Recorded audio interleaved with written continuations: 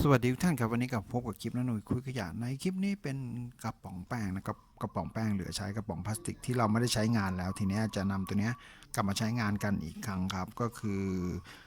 ตัวกลางเนี่ยเราไปใช้งานอื่นนะครับสำหรับหัวท้ายเราจะมาในคลิปนี้จะนำตัวนี้มาใช้งานกันนะครับผมดีกว่าทิ้งไปนะครับผมโอเคครับติดตามชมกันนะครับจากขวดพลาสติกขวดแป้งเย็นกระป๋องแป้งเย็นครับผม